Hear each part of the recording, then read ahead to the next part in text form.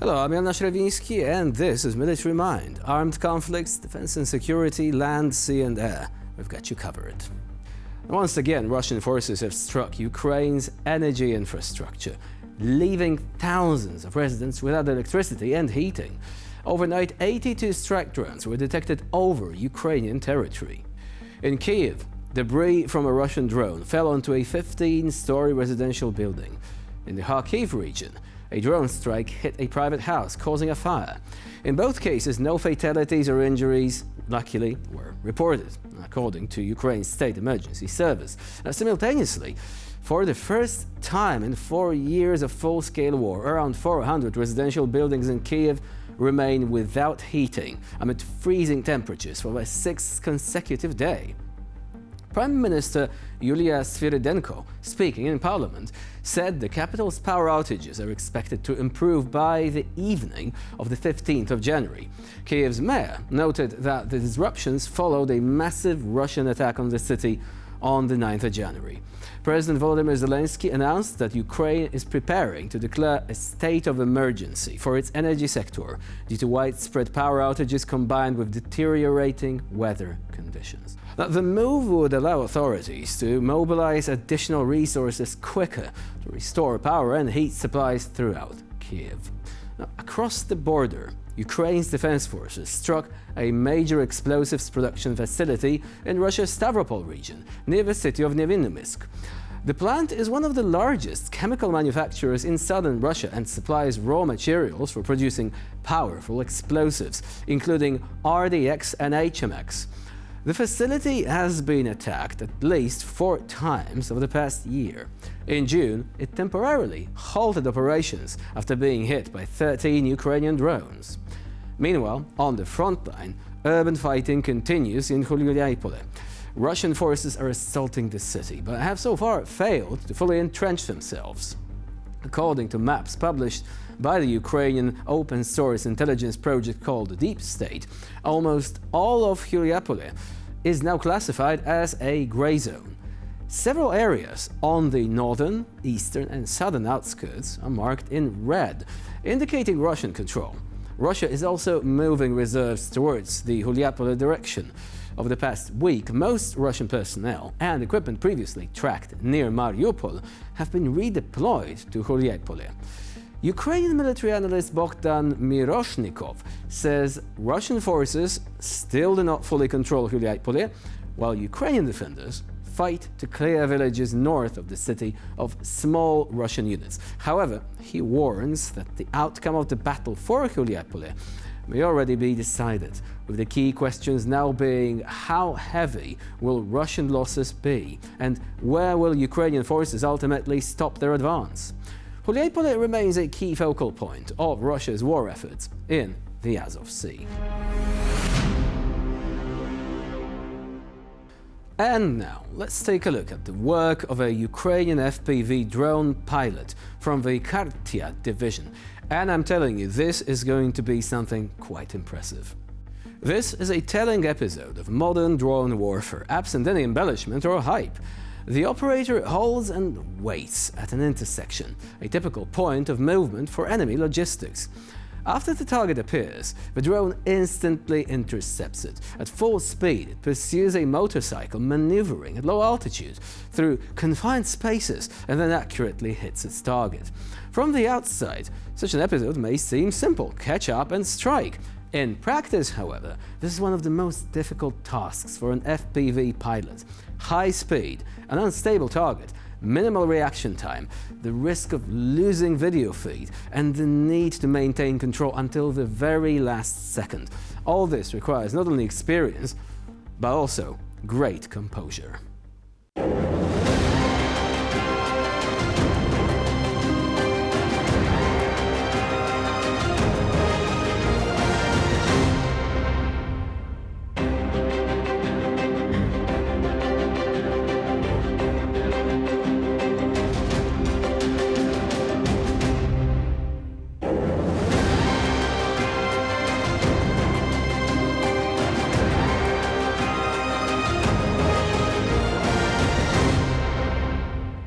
Yeah, this guy definitely must have been a real pro. Perhaps he participated in competitions for racing drones before the war. And right now he can use those skills to defend his homeland. Now, we're going to move on to our next story. Russian occupation forces continue to use the Zaporizhzhia nuclear power plant as cover for military activities. Footage obtained from a Ukrainian reconnaissance UAV shows Russian military equipment located directly near nuclear reactors, in an area that, according to all international standards, should remain demilitarized. According to Vladislav Voloshin, spokesman for the Southern Defense Forces, this is not just a matter of storing equipment and weapons. The enemy is launching drones from the nuclear power plant into Ukrainian regions, effectively using the nuclear facility as a shield. The published images show the locations of the weapons and military vehicles marked in red. Such actions are a direct violation of international humanitarian law and nuclear safety standards. Military presence at a fully operational, potentially dangerous nuclear facility poses risks not only to Ukraine but the entire region. Utilizing facts, Ukrainian intelligence once again confirms the Russian Federation's systematic tactics, deliberately endangering structures important to civilians, turning them into an element of war.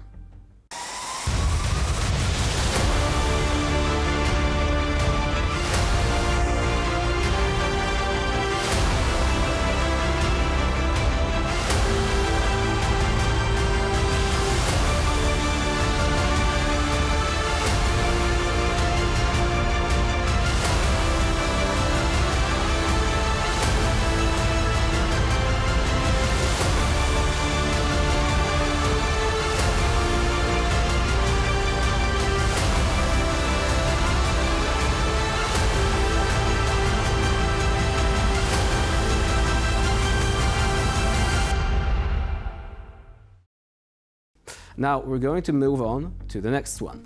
Lancets, Orlans, Shaheds, Supercams, enemy Mavics and FPVs of all kinds. These are the Russian army's go-to instruments of terror. However, for the Ukrainian drone operators of the Kartia brigade, they are just ordinary aerial targets. The Kartia drone operators work systematically to cover units and settlements in the Kharkiv region. The hunt continues day and night, no matter how difficult the weather conditions or how constant and destructive Russia's military pressure is. The result is this: more than 450 enemy drones were shot down before reaching their targets.